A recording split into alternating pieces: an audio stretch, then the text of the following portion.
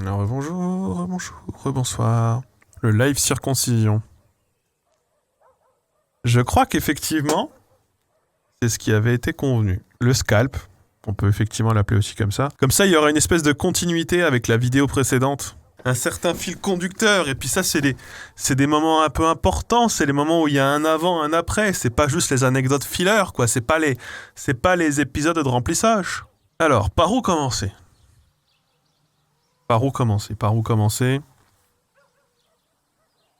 La semaine dernière, en tout cas, il y a un point sur lequel j'ai insisté particulièrement, c'est sur le manque d'éducation sexuelle, manque de dialogue. Et le fait que, aussi, des fois, l'éducation sexuelle, tout ça, ça arrive un peu tard. J'ai effectivement commencé ma sexualité avec un prépuce. Comme la plupart des gens, voilà, en France, la plupart des gens en France ont un prépuce, s'en servent. En tout cas, n'en remettent pas en question ni l'existence ni quoi que ce soit. Mais il y a des gens pour qui le prépuce est un obstacle. C'est un obstacle de taille. Il y a deux choses, moi, qui étaient des obstacles concernant mon anatomie personnelle, et j'ai mis beaucoup de temps à m'en rendre compte, puisque moi, j'ai jamais fait les cercles de branlette et j'ai jamais fait les cercles de tripotage mutuel en mode « Oh, ta bite, elle est comme ça. Bah, moi, ma bite, elle est comme ça. » Ça, je l'ai jamais fait. J'ai jamais été au club de foot du village. J'ai jamais été vraiment dans les garçons populaires qui faisaient des petits cercles informels de branlette mutuelle. On en a déjà parlé. Mon pénis, j'avais pas beaucoup de points de comparaison. Et du coup, je ne pouvais pas... Et on n'en parlait pas beaucoup. On parlait beaucoup de cul, mais on parlait beaucoup de cul en mode je suis trop stylé, j'ai baisé des meufs déjà, j'ai baisé au moins une meuf déjà. Sauf que ça va pas au-delà. Hein ? Alors, j'ai une meuf entre-temps, etc. Et je commence à me dire que quand même, il y a un truc qui est pas pratique, quoi. Et je finis par me poser pas mal de questions. Et là à ce moment-là, je suis à la fac. Hein. Et j'ai accès à Internet. Et du coup, je me renseigne. Et je lis des trucs. Et là, plus je lis, plus je me dis, en fait, ma vie sexuelle, elle est pas folle du tout. Les moments où j'ai des rapports, c'est un peu nul. En même temps, j'ai une hypersensibilité qui est très dérangeante. C'est pas pratique, il n'y a rien qui va. Le prépuce, il est trop serré. Le frein, il est trop court, etc. Bon. Je prends la décision. Je vais voir un urologue. Avant d'aller faire cette étape, je me renseigne beaucoup sur Internet. Je poste sur des forums. Et je me renseigne notamment sur la circoncision. Et en fait, petit truc que j'apprends entre-temps, mon père et mon grand-père étaient circoncis, notamment pour des raisons médicales. Et là, je me dis, il y a peut-être un lien. Et du coup, là, je poste sur des forums et je me pose des questions. Et là, je suis confronté à deux espèces de gros lobbies anti-circoncision. Pas des gros lobbies, mais des espèces de deux gros pôles anti-circoncision. D'une part, les pro-laïcité, pro-athée, anti-islam, anti-judaïsme, pour qui ce sont des religions qui mutilent le corps des enfants. C'est vraiment pas bien, c'est vraiment caca, vraiment bande de merde. Et les autres, ce sont des pro-religions qui disent franchement, s'attaquer au corps humain alors que c'est le corps de Dieu et que c'est Dieu qui l'a créé... Franchement, bande de merde, comment osez-vous ? Deux salles, deux ambiances. Comme quoi, mais ils étaient d'accord entre eux. Il y a des gens qui m'écrivent, des gens qui se mettent à m'écrire pour me dissuader d'aller voir un urologue, me dissuader de me faire circoncire si je dois, parce que non, c'est barbare. Après, j'aurai plus de sensibilité, ça va être la fin de ma vie sexuelle. C'est vraiment... c'est terrible. J'ai découvert un monde, je ne savais même pas que c'était possible. Je savais même pas... Quoi ? Il y a des gens, leur quotidien, leur lutte, c'est de lutter contre la circoncision ? Bref, je finis par aller voir un urologue. Voilà, je me défroque, je monte ma bite, je me souviens, j'avais mon pull rouge. Et là, je lui fais... Bon, il y a quelque chose qui va pas. Elle regarde, elle me dit, effectivement, vous avez le frein un peu court. Et vous avez le prépuce un peu trop serré. Et là, elle commence à me dire, oui, alors du coup, on pourrait tenter je sais plus comment ça s'appelle, une frénoplastie ou une connerie du genre, en mode où on pourrait vous agrandir le frein, et puis on pourrait vous écarter un peu plus le prépuce et machin, etc. Vraiment en mode cyberpunk. En mode, on va vous custom. Et moi, j'avais déjà pris ma décision et je leur ai dit non, je veux être circoncis. Voilà, ce que je veux aujourd'hui, c'est une circoncision. Et il y a plusieurs types de circoncision. Et j'avais choisi mon type de circoncision. Et je voulais une circoncision relâchée, c'est-à-dire avec la cicatrice la plus haute possible, c'est-à-dire à la base du gland, pour éviter qu'il y ait le plus de peau possible encore. Évidemment, j'en suis très content aujourd'hui. En fait, si j'ai pris cette décision, c'est parce que mon père, lui, avait eu plusieurs types d'opérations. Ça avait fini par être une circoncision de son côté, alors que il avait eu les étapes intermédiaires. Sauf que du coup, il avait juste eu plein d'opérations intermédiaires. Du coup, je me suis dit non, moi je veux ça. Du coup, je chope un rendez-vous le 14 février. Donc du coup, Saint-Valentin, rendez-vous avec l'urologue, c'était une meuf. Du coup, j'étais en mode tout le monde, j'ai rendez-vous avec une meuf à Saint-Valentin, ouais, peut-être un petit peu, ouais. Elle va peut-être un petit peu me toucher le pénis d'ailleurs, c'est la Saint-Valentin quoi. Oui, elle va me couper des morceaux du pénis, c'est ce qui s'est passé. Je rentre le matin, opération, je me défroque, il me prépare, c'est le jour de ma vie où je vais avoir le gland à l'air. Ad vitam aeternam, ça y est, c'est fini, anesthésie locale. Et donc du coup, dans les cuisses en fait, ils t'injectent de l'anesthésiant. Et pendant ce temps-là, je fais la discussion avec l'urologue et j'apprends plein de choses. J'apprends tout un tas de choses. Déjà, je ne ressens rien quand il coupe le prépuce. Je ne ressens rien. Pendant ce temps-là, je discute, je fais bon, qu'est-ce que vous allez en faire de la peau? Il me dit, oh, on peut faire des cultures de peau, ça peut aller sur des grands brûlés. Du coup, dans ma tête, j'étais en mode, oh, trop stylé, des morceaux de ma bite sur la tête des grands brûlés. Ça va peut-être faire des heureux. Et en même temps, c'est un peu marrant. Quand même, quoi, c'est un peu bizarre, un peu drôle. Et là, je commence à avoir très mal, d'un coup. Super, super mal. Et là, en fait, c'est le moment où ils sont en train de recoudre. Puisqu'une fois que la peau a été coupée, il faut recoudre. Et j'ai été recousu à la base du gland. Et la partie qu'on recoue, c'est une partie qui reste du prépuce. C'est-à-dire il y a une partie du prépuce qui est retournée, qui est mise à l'air, en gros, et qui est recousue sur la base du gland. Et là j'ai mal. Du coup, il me réanesthésie une deuxième fois. Là, j'ai toujours mal. Du coup, il me réanesthésie une troisième fois.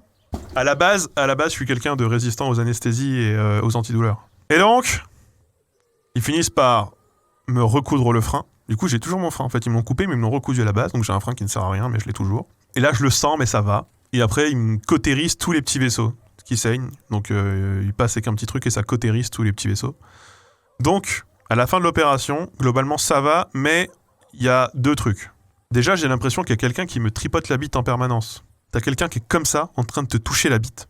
Parce que t'as pas l'habitude d'avoir le gland dehors. Et c'est très, très bizarre. Très, très, très étrange. Ensuite,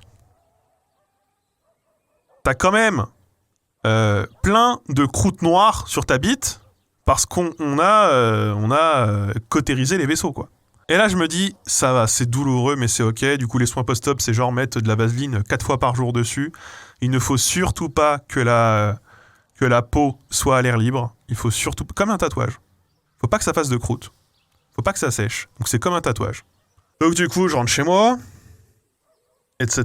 Je suis un peu bon comme ça. Je me couche. Et là, le matin, je suis réveillé par une douleur atroce qui est l'érection matinale. Quand ton pénis post-circoncision est en train de bander, tu as juste les fils de la suture qui tiennent la peau. C'est juste ça qui tient. D'ailleurs, ça tire tellement fort que ça coupe des petits morceaux de peau au niveau de la suture. Ça la déchire un petit peu, ça la coupe un petit peu comme un fil de beurre. J'ai mal aux sgeg.